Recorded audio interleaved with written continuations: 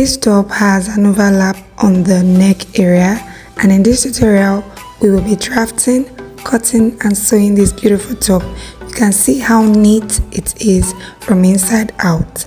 Hi guys, my name is Nijon. I teach ladies how to make beautiful dresses. After you got your pattern paper, you want to go in with your chest line, go in with your waistline, and then the full length for the top. You can see that I already have my start line, which is half an inch at the start of the paper, right? So this line now is my chest line, this is my waistline, and yeah, the full length. Now place your taper from the edge of your paper, go in by 2 inches or 1.5 inches, and that will be our zipper allowance. Roll across the line, and that's your zipper allowance. Kindly fold it in just like this. Yeah, now take your tape rule, place it from that area you folded, go in by half of your shoulder measurement. The shoulder I'm working with is 15 by 2, that will give me 7.5, and I marked it. The neck width is 3 inches, and I've marked it. Now for the depth of the neck, we're going in by 1 inch. Remember, we are cutting the back first.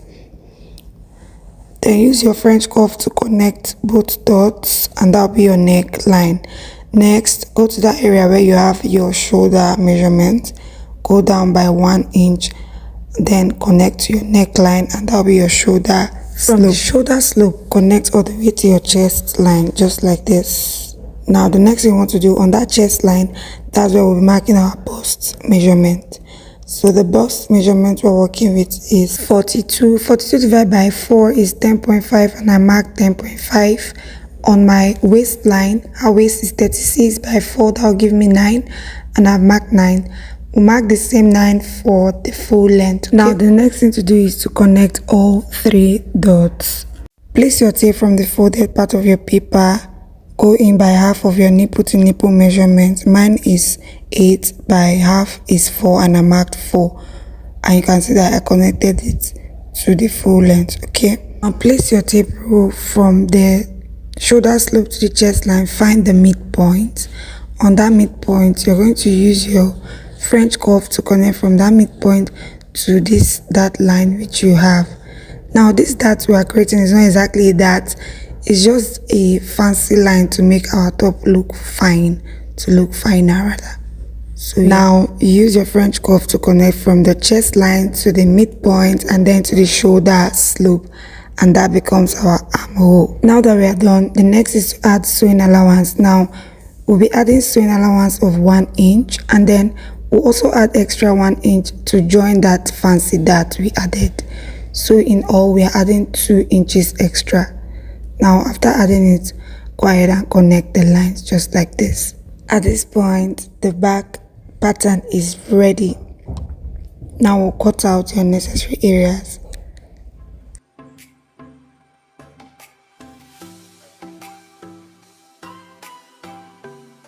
Now make sure you don't slit open the dart line yet, okay, because we'll be using this to create the front.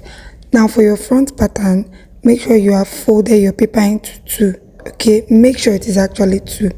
Fold it into 2, then label your lines. Now fold in your zipper allowance for the back pattern, place it directly on the front pattern after labeling your front lines, okay. Now make sure the lines are properly aligned, then trim out the shoulder area, the armhole. Yes, once you've done this, secure with your pin. Don't forget to also trim the sides like the shaping, okay. Now if you notice my pattern paper, I left about 6 inches before placing the back pattern. Yes, that's where you're supposed to achieve that overlap effect. Now you connect from the hem of your paper all the way to the adjacent top of your paper. If you don't understand what I'm saying, just look at what I'm doing, okay. So you see the way I connected my ruler from the midpoint of where my back pattern started from all the way to that extra 6 inches, right? So that's how you're going to do that, and then you get your overlap very, very accurately. You can see what the front piece is looking like, right? Now at this point, you're going to take out the back pattern, and we're going to create some little adjustments on the front. We're going to adjust the neckline, and yeah. So I'll place see the way I placed it, right? Make sure that the overlap are properly placed, the lines are properly aligned, secure with your pin. Okay, now once I've done this, the next thing to do now will be to create the neckline for the front pattern. Fold your paper into 2 equal parts after you have secured with pin. Then on the neckline, we'll be going in with a width of 3 inches and the depth of 3 inches, just like this. Now use your French cuff to connect, and this will be the neckline for the front. Go ahead and cut that out.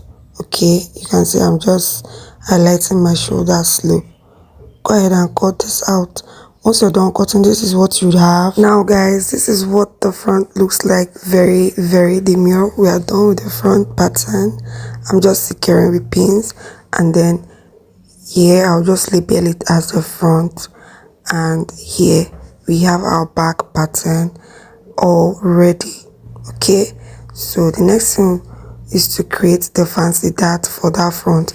Remember, no dart intake. We're just creating that line to beautify our jacket. Okay, yes, the jacket doesn't need to be fitted at the hem. Once your bust is correct, then you are good to go. You can see how fine the pattern looks. So we'll not be opening this up yet. We'll place on our main fabric before cutting out. I hope you understand this.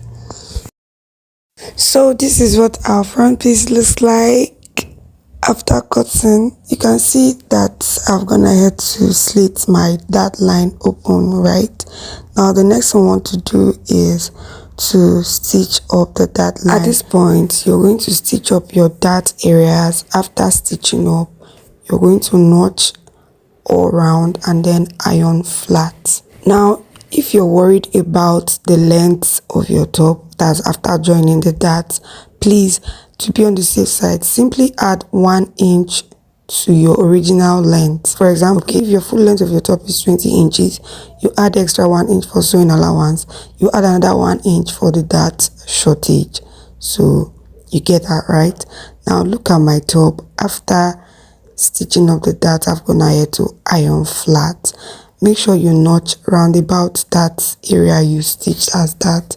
It will help it to relax even better. So right here I have my back pieces and I have an interface like the lining. Okay, so my back pieces have lining and my front pieces also have lining. So this is what I mean by notching.